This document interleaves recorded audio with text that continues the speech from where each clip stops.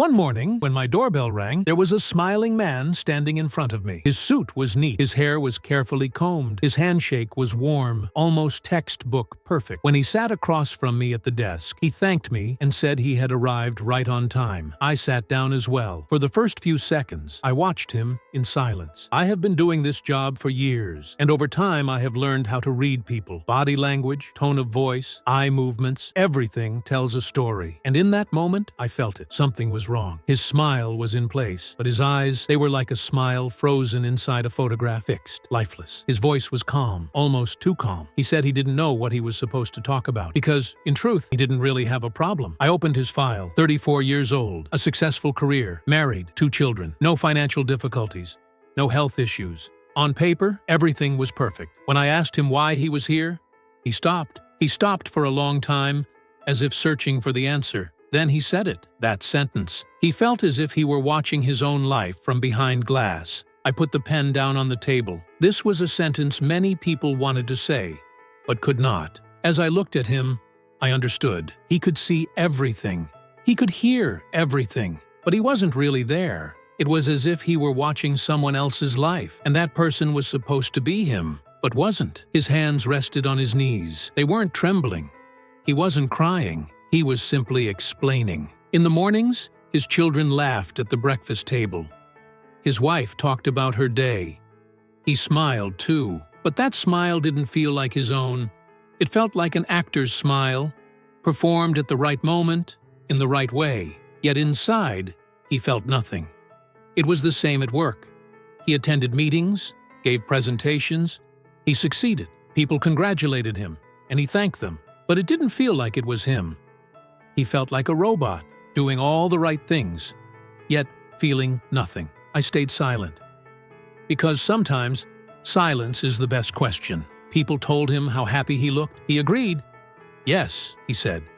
He was very happy. Because that's how it was supposed to be, right? He had everything. But the truth was this. He felt nothing.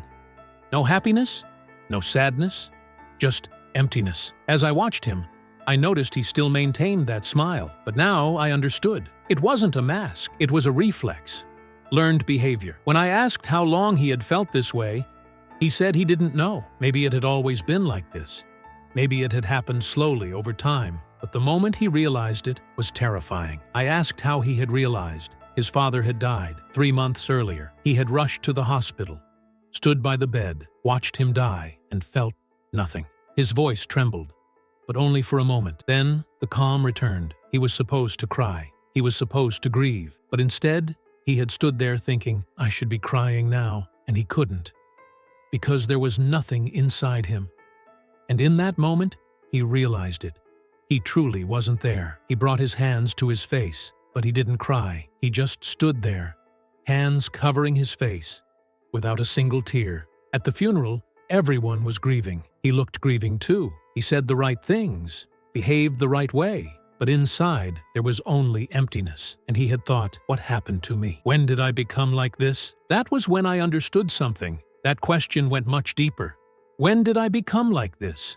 Also meant, who have I really become? And then I understood. This man was not ill. At least, not in the traditional sense. He was disconnected from his own life. Depersonalization. The mind distancing itself from the self, feeling like a stranger inside your own body. I had seen this for years.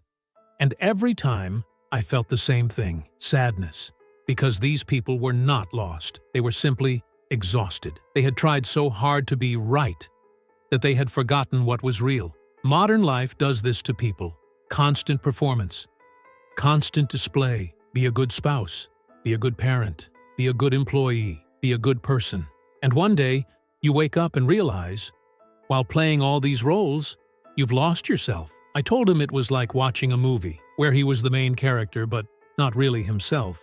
When he lifted his head, I saw something in his eyes for the first time. Relief, feeling understood. He said that was exactly it. He asked how I knew, because he wasn't the first person to describe it. But most people couldn't say it out loud. They were afraid of sounding crazy.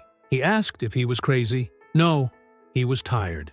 He paused, frowned. Tired? Yes. He had been trying to do the right things for a very long time, to be the right husband, the right father, the right employee. He had played so many roles that he had lost himself. His eyes filled with tears, but again, he didn't cry. He asked why this had happened. He had only tried to be good, a good person. Why had that led him here? Because being good and being yourself are not the same thing. He had tried so hard to make others happy that he had forgotten how to hear his own voice. There was a long silence. Light from the window fell across his face. The shadows moved. He did not. He asked what he should do now, how he could come back. First, he had to accept one thing. He wasn't lost. He was just buried beneath all those roles. And now, what he had to do was start digging. How? Slowly, by starting with a small question. What do you truly want? He nodded, but there was fear in his eyes. What if he didn't know the answer? Then he would learn. But this time, he would search for his own answers, not other people's. He stood up. We shook hands. This time, his hand felt a little warmer. Maybe I was imagining it, but he seemed a little more present. He thanked me, but there was one more thing I needed to say. He turned back and looked at me. This journey would not be easy, because returning to yourself sometimes means disappointing others, and he was not used to that. He smiled. This time, it was different. Just slightly, but different. He said he knew, and I thought he might finally be ready. He walked out the door. I saw him for months afterward. Every session was a small excavation. I asked him again and again what he wanted. At first, the answers were empty. He didn't know. But slowly, voices began to emerge. His own voice. One day, he came in and told me he had spoken to his wife. He had told her he wasn't happy. She had cried. Then she asked, "Is it my fault?" And he had said, "No, it's mine, but I'm trying to fix it." I asked how he felt. He paused, thought, fear, but also relief. For the first time, he had told the truth, and that truth was truly his. I smiled. That was good. Fear was a sign of progress, because being real is harder than being safe. For the first time in a long while, I saw a spark in his eyes, small but real. Months passed. With every session, he became a little more there. His smile was still there, but it was no longer a mask. Sometimes he came in sad, and he allowed it. Sometimes angry, and he allowed that too. He was learning something. All emotions must be allowed, the good ones and the bad ones, because emotions are what make us human. Suppressing them means suppressing yourself. One day, he came in with a different expression. He wasn't tired.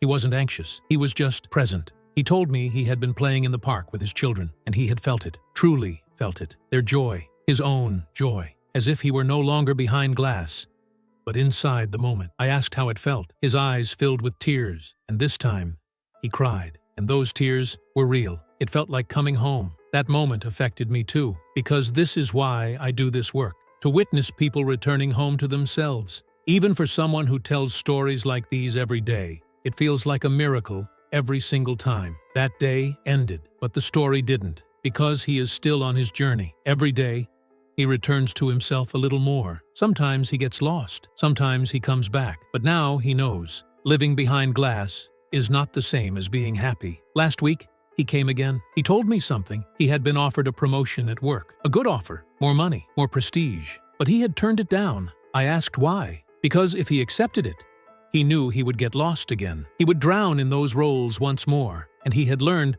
that it was no longer worth it. So, what will you do now? I asked. He smiled. I don't know, he said. But this time, not knowing doesn't scare me. Because at least I will be me. I know this too. Every time I open this file, I think, how many people are watching their own lives from behind glass? How many want to break it, but don't dare? And perhaps, most importantly, how many don't even realize it's time to break it? This case is medically resolved, but humanly, it remains open. Because the real question is this: which side of the glass are you on?